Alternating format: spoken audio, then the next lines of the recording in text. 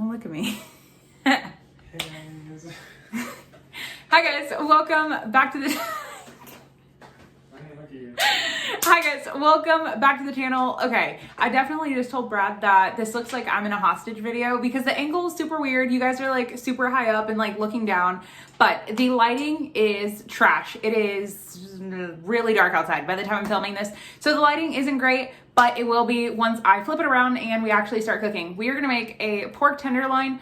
Mouth is already watering. Pork tenderloin with an apricot and spicy. It is so good, like a dipping sauce. And am I gonna do a side? I have no idea if we're gonna do sides, but we're gonna have pork with a dipping sauce. All right, let's get into it. Okay, on our cutting board, I'm gonna take this. Now, I already know it's gonna seem kind of like a cop-out to use something that's already pre-seasoned, but like I said, if you need to buy things like this that are already pre-seasoned or maybe like par-boiled, par-cooked, however, to make you cook dinner for your family, with your family, for yourself, by yourself, with yourself, however, do things that are gonna help you. And also, if you guys watch my grocery haul, which was the video before this one, then you guys will see I was talking about the price for this. The cost of, well, everything realistically has gone up like extreme. I'm trying to think of that word, dextramentally. Okay, I don't know if I'm gonna say that correctly, so we're just gonna pretend like I didn't say it. But the cost of things has gone up significantly. So I wanted to get something that was, well, still a pork tenderloin, but that was a good value. So I got the roasted garlic and black pepper because I felt like that was the more mild out of all the ones that they had. And realistically, I can always rinse the seasoning off and just kind of do it myself, but I didn't want to do that. So this one was a lot cheaper per pound than getting one that wasn't seasoned, which seems kind of crazy. Anyway, so we are going to open this once I can figure out how to. So then I just Googled what the serving size of pork is, and it says 3 ounces, which let me just tell you does not seem like a lot. But what I'm going to do, this was okay, it just said it on the package. So if you go back like 20 seconds in this video, then you'll see. Or maybe it's like 5 seconds ago. Anyway, I'm gonna cut it into fourths. You can definitely cook it like this, but I'm not cooking it outside, I'm cooking it indoor. So I don't have a pan that's this wide. So even if you wanted to cut it in half, you absolutely could. But I'm just gonna cut it in fourths because I feel like that's 4, 8, 16. Yeah, like a little over a quarter of a pound of this. I don't even know. A quarter over for, oh God, serving size. That's what I'm doing. Yep. Okay. And then what I like to do is kind of flatten it out a bit just so that when it hits the pan, I'm getting as much surface area as possible whenever you're trying to get like a good crust. And you will see that the tails sometimes are kind of like tucked inward. It's just a thing. And well, now I guess it's just like a bigger portion. Anyway, I'm gonna do that. Now, another thing I like to do, especially since pork has to be cooked all the way through. Now, I will tell you, unlike chicken, I like my chicken fully cooked. With my pork, I like it to be just slightly under. Now, those of you guys that eat pork often or know how to cook pork, you guys will know exactly what I'm talking about. A light, warm pink center is what I want. So what I'm gonna do just to aerate it a bit, I'm gonna poke a couple of holes in it, especially in the areas that are really thick, just to make sure that I can get even like heat distribution with the pan. I wanna be careful. And then just a couple more. Okay, now it's already pre-seasoned. If you wanted to go ahead and add more, you absolutely could. I'm just going to take it for what it is and we're going to do it this way. And if I need to add a little bit of seasoning at the end, I will absolutely do that and I will let you guys know. But now we're ready to cook it. Okay, I have my nonstick pan here. This is like the biggest one that I have. I'm going to add a little bit of olive oil to it. Remember, just because the pan is nonstick doesn't mean that you don't need any type of fat in the pan. Fat in the pan is going to help get you a nice sear and a nice crust because other than that, you're kind of just charring it and it's going to taste good, but it's not going to be great. And we are looking for greatness. Okay, but what I am going to do, remember you always want to place meat away from you. So I don't want to lay it down this way. I want to lay it this way down. And then with my pan on a medium heat, I'm just going to add a splatter screen. That way we do not make any mess. Now I am going to tell you, you do want to kind of base your time on the thickness of your pork tenderloin. Some that I have gotten have been super skinny. in like a super long rope, and they didn't take any time to cook. Whereas these are probably going to take at least 4 to 5 minutes on each side. And remember, we are going to continuously keep flipping them. I will show you guys that. So we will come back in 5 minutes. Then while our pork is cooking, let's work on the sauce, which I feel like is the main component here. We are going to add a half of a cup of apricot syrup. Now, I know apricot syrup is not like common. You're not going to find this everywhere. Kodiak Cakes was nice enough to send this to me. This is not sponsored whatsoever. I actually have had this for quite some time, and I have yet to have gotten to it because I just feel like for pancakes, it doesn't really work for me. Anyway, this is not about pancakes. You can use apricot preserves. The first time I made this recipe, like a couple years ago, I used apricot preserves, and it was fantastic, but I'm gonna use the syrup just because I have it and because I definitely need to get rid of this. So I'm gonna add about a half of a cup. Now, obviously, if you're using apricot preserves, the consistency is gonna be a lot more jammy and thick-like, whereas this one's, well, syrupy and like pourable. Then to the preserves, or to our syrup, I'm gonna add some diced jalapenos. Oh my God, these are so good. Imagine like relish, but jalapeno relish. Or is jalapeno relish a different thing? I don't know. Anyway, so they are going to, I'm just draining them on the side here. The spice level is going to vary depending on the brand and, well, if anything's like added to them. These just, I'm not even gonna try to pronounce that. Anyway, I'm just gonna add these in there. I'm gonna do about 2 tablespoons worth. Remember, if it ends up being too spicy, you can always, well, not add as much, but you can always, what is the thing I'm trying to say? Add more syrup. Guys, my brain is like failing me right now. Then we're just gonna mix this together. And of course, if you're using the preserves, it's gonna be thicker. So you can add a bit of water to kind of thin it out, or maybe a little bit of honey, or just a little bit of jalapeno juice, totally up to you. This is legit it. I'm not gonna add any salt or pepper to it yet until, did you guys hear my voice crack? Until I taste the pork to see if it needs anything. Okay, now we can check on our pork. It has definitely been a bit more than 5 minutes. I hope we are not burnt. Kind of nervous. Ooh, look at, oh my God, that color, guys. Ow, the splattering is insane. Wow.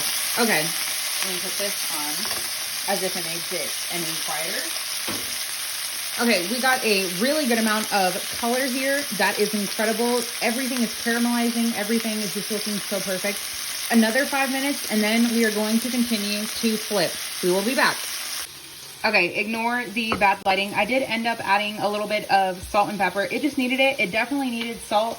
These are not very spicy. They have a good amount of flavor and heat, but it's not crazy.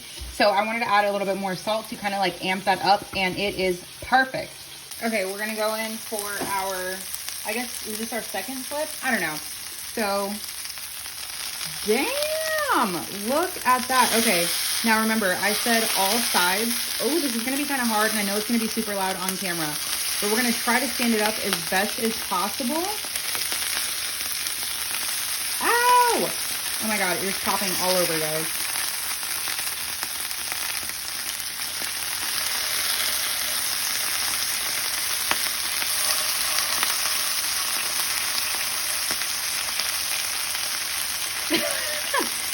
Okay, that kind of works. Okay, then we will come back.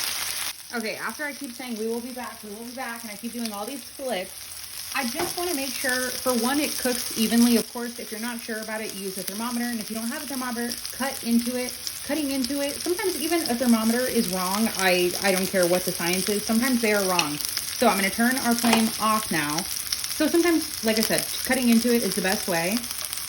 Look at this beautiful ass crust that we got everywhere, except for this ugly pale side. So we're just gonna throw that one down while we let them rest. And remember, they are not created equally, so they are not all gonna stand up perfectly. Sometimes, ow! Sometimes you're just gonna have to lean them up against the side of the pan. And this one, maybe this ugly side. Actually, this one. Okay, we are gonna let them rest, and then I'm gonna put them on a plate. I just said that backwards. I'm gonna put them, oh my God, Amber, get it together. I'm gonna let them sit here and do their thing for about 30 to 40 seconds. Remember, the flame is oh my God, I'm losing my marbles. The flame is off. They're gonna sit here. I'm gonna move the camera to the left. I'm gonna grab a plate, let them rest. And then after they've rested for as long as I feel like waiting, then we'll slice into them and top with our jelly. Okay. Okay, I heated up a can. Okay, don't think I put the can in the microwave. I dumped out the water. Okay, I don't think I have to teach you guys how to like heat up corn, you know. But yeah, so I heated up some corn as a side because, you know, in my head, corn is a vegetable. Shout out to corn for being my fave. Is that a lot of corn? Probably. It's okay. I don't even know what the serving size is, but then this is the part where you take your pork. Ooh, do you guys see that? It looks like so many things in the camera. It kind of looks like a rack of ribs, but then it also kind of looks like a salmon. How do I do this one? Okay. Plating is not really my thing, if you guys haven't noticed. Like, unless I have like 17 different things on the plate, then it's, oh, I swear, do you guys see this? Like, what? Okay, I know there's like a bunch of empty space, and this is where Gordon Ramsay would say, "You fool, there's a bunch of empty space. You need to fill the plate or get a smaller plate."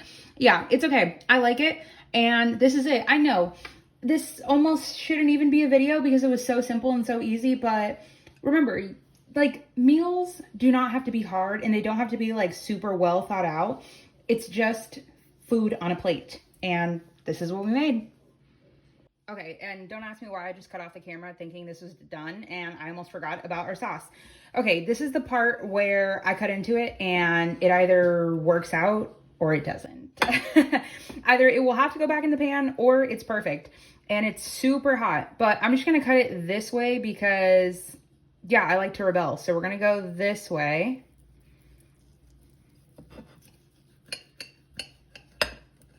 Please tell me that's cooked.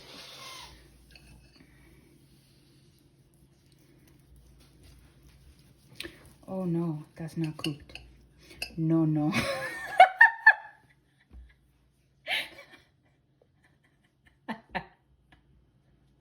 God damn it.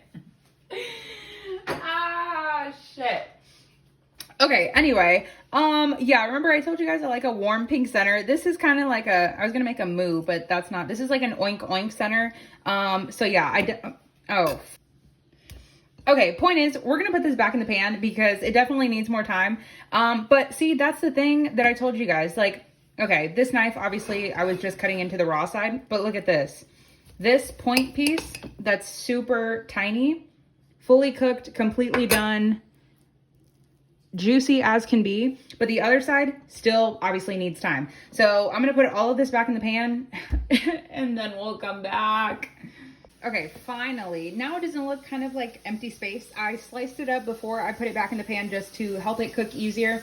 Pork tenderloin also, I know one of the common comments that you'll see in probably the comment section of this video is that it is mainly cooked in the oven. You do it first on a stove top, get it nice and crusty and seared and beautiful, and then you put it in the oven to finish cooking. That is typically the way I do it, but it's already hot enough. I know it's winter, but it's Texas, so... But it's crazy because in a couple of days, by the time you guys see this video, it will be in the highs of 25 degrees. Anyway, so you can finish it in the oven, of course, but your girl did not have the time, nor did I want to do that. So we're going to take our beautiful pepper jelly, is what I'm calling it, and just put it all on top. I kind of like to douse it in it. It is so incredibly good, even on a steak. And if you guys have seen my pickled jalapeno video, if you guys were to add that in there, even more of like a perfect punch. And this is our dinner, and we are done.